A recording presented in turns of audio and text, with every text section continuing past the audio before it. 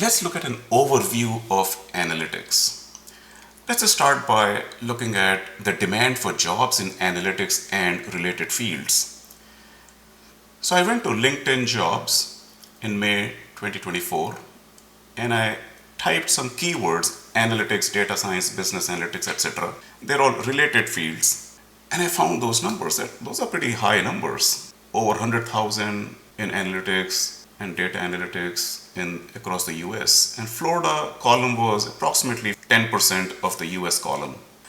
So that's a pretty high demand for jobs in analytics and their related fields. So the question is, why the demand for analytics and related fields? So analytics must be adding some value to organizations, and organizations are willing to pay for skills in analytics because they are adding value. Let's look at some examples where analytics has added value.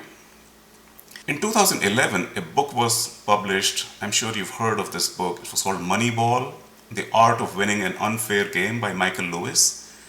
It's a story of how one of the poorest teams in baseball at the time, Oakland Athletics, started winning games by using analytics. There was even a movie that came out. Some of you may have even seen that movie, Moneyball.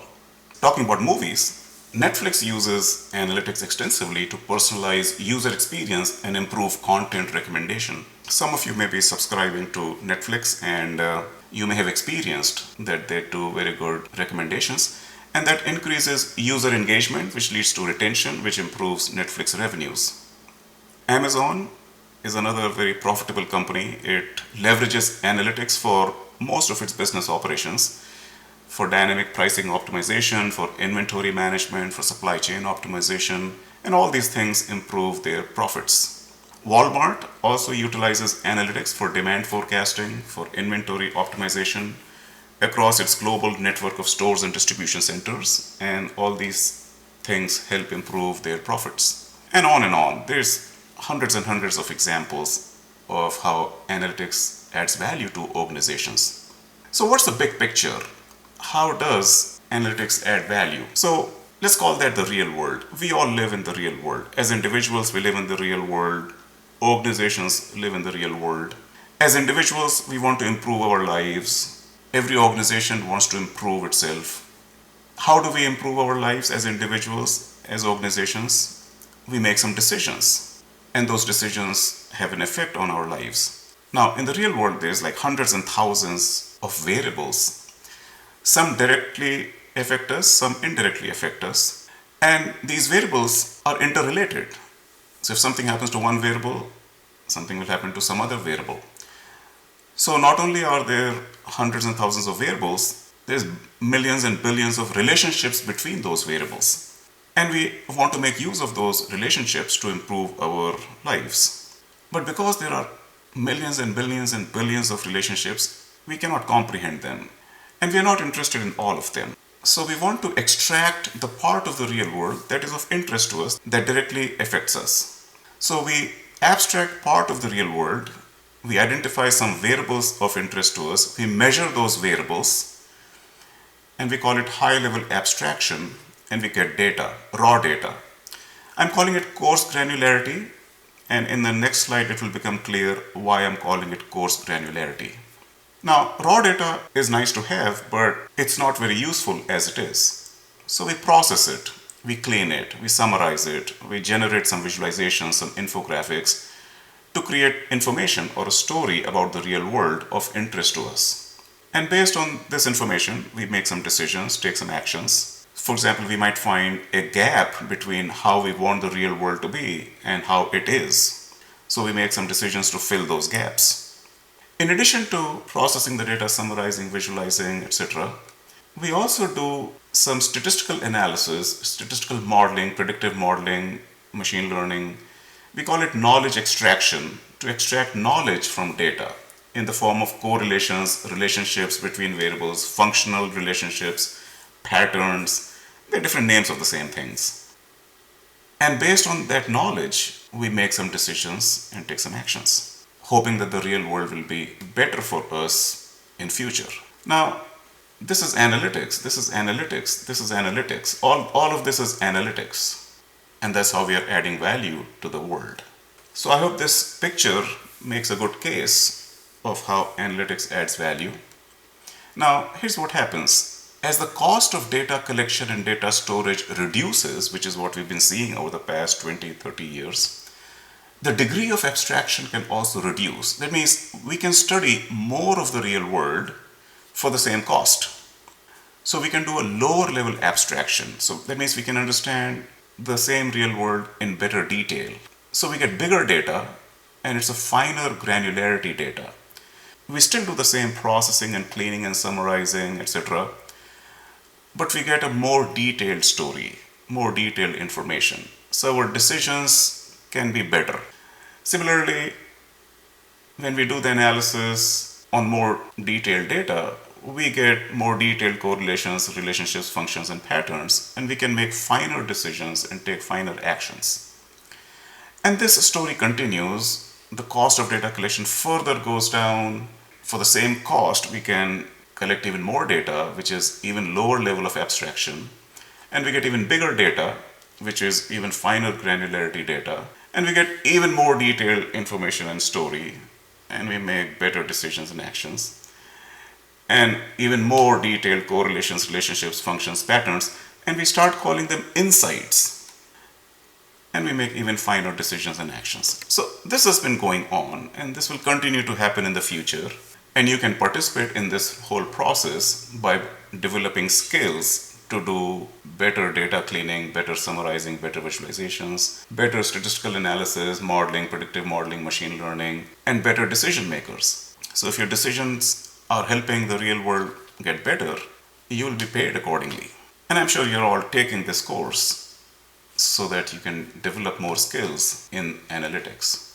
Now, let me talk about abstraction level and granularity a bit more. So we saw in the previous 3 slides how when we have high level abstraction, we have coarse granularity data. With a lower level abstraction, we have finer granularity data. And with even lower level of abstraction, we have even finer granularity data. And as the cost of data collection and data storage have declined, lower level abstractions, hence finer granularity data, has become possible. And finer granularity data gives us better stories about the real world, better functional models, better predictive models, better insights, which allows us to make better decisions. Let me discuss the same idea with the help of a tennis example. Let's say there was a match yesterday which I had to miss because I was traveling, but the next morning I checked the score and I got the match score 6-4, 6-3, 6-2. Now this is a very high level abstraction or a low granularity data about the match. So I know it was a 3-setter. First set was more close than the second set, which was closer than the third set. But I can get game score in each set for each game, what was the score. So I can get a better idea of how the match went. So the first set had 10 games, and this is the story of those 10 games. Player 1 won the first game 40-30, lost the second game 15-40, and so on. Now, while the match score is giving us a story, the game score is giving us a more finer story. Now, I want to give a pathological example. We learned quite a bit from using pathological examples. Let's suppose the match score was 6-0, 6-0, 6-0. So that's telling me a story that the match was very one-sided and player 1 was far superior to player 2. Next time these two players play each other and I'm going to bet on one of these players, I'm obviously going to bet on player 1 with a very high degree of confidence that I'm going to win my bet. Now, let's suppose the game score was this. Now, this is telling me that the match was extremely one-sided. Player 2 did not even score a single point in the entire match. So now, if I'm betting on player 1, knowing this, I will bet on player 1 with even more confidence. So that means a finer granularity data has helped my confidence level, and that's added value. By the way, that will be the game score if I was playing Nadal or Djokovic or Federer. I can bet on that. Now, as a pathological example, let's suppose for the same match score, the game score looked like this. Every game went to deuce, went to advantage. It just so happened that player 1 won every game in spite of it being a very close match. Now, if I know this game score, now I'm not going to bet on player 1 with that much confidence. This may be just by chance. But if every game goes to deuce, an advantage, that's a pretty close fought game. So while this match might have been over in 15 minutes, this could have lasted 3 hours. Who knows? So the point I'm making is that a finer granularity data tells a better story. Now I can have even finer granularity data. For example, for the original match score of 6-4, 6-3, 6-2, this was a game score.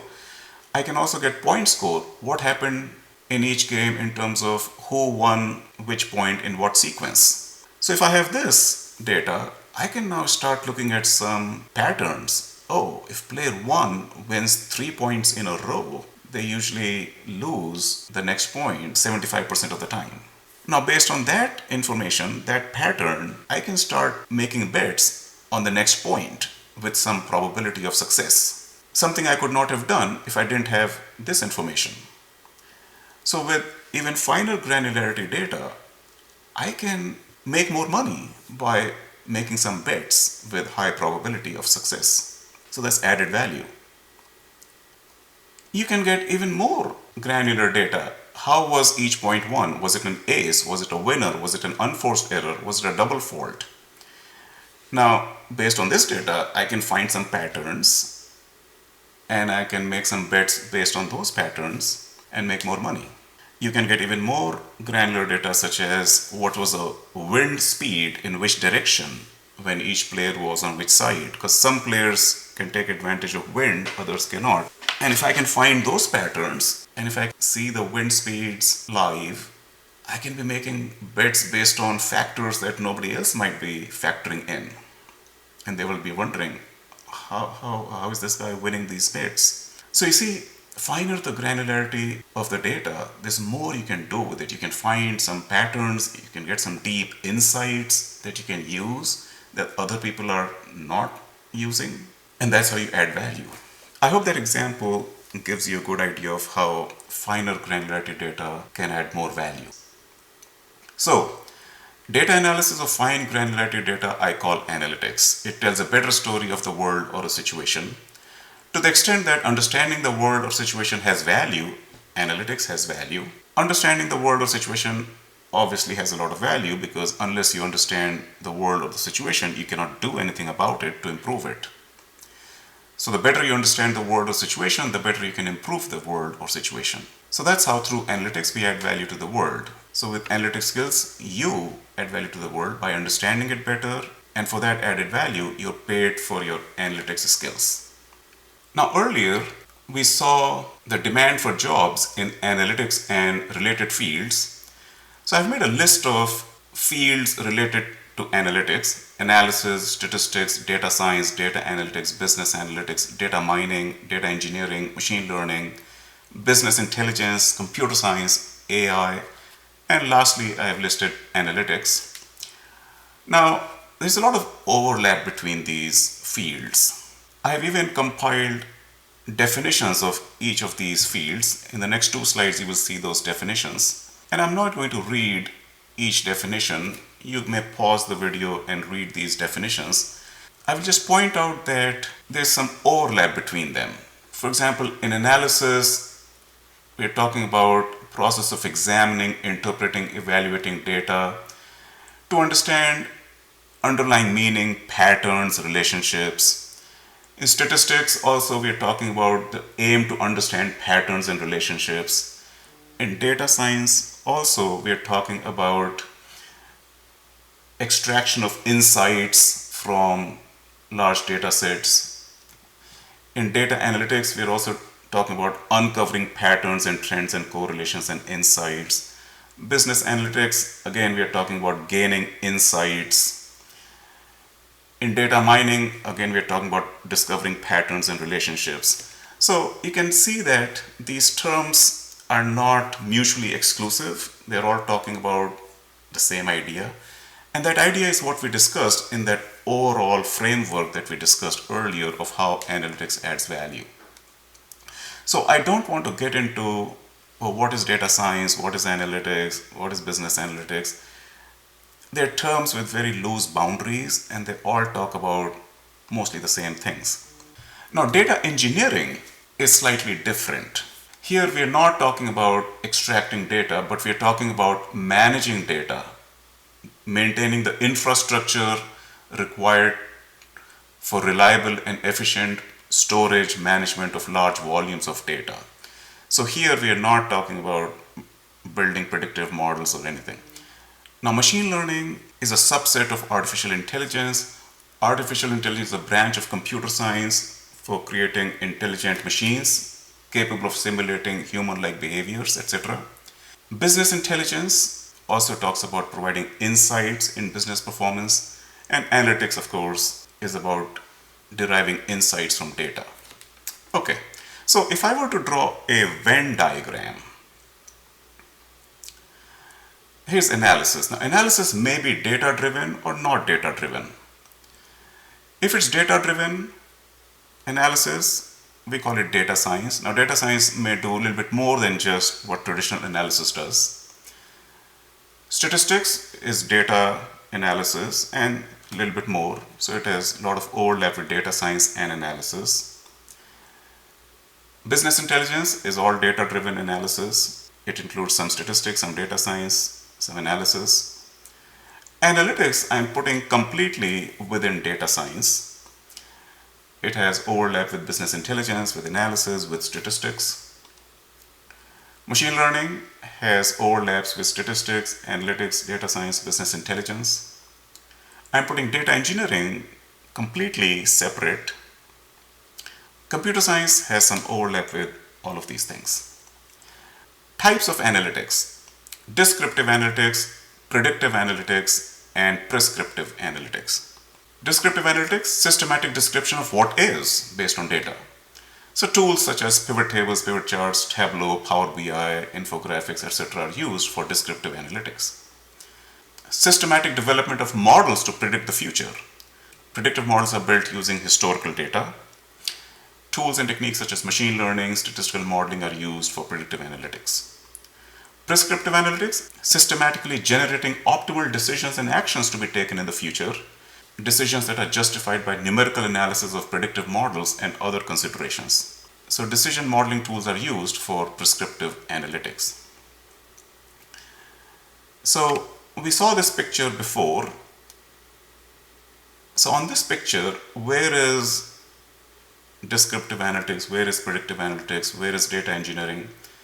So this is data engineering, collecting data from the real world, maintaining the data, ensuring the data quality, ensuring data integrity, ensuring data security of large volumes of data. Now that requires skills in computer science, databases, data warehouses, relational databases, NoSQL databases, etc. This is descriptive analytics, processing the data, cleaning the data, summarizing the data, visualization, infographics to produce information or a story.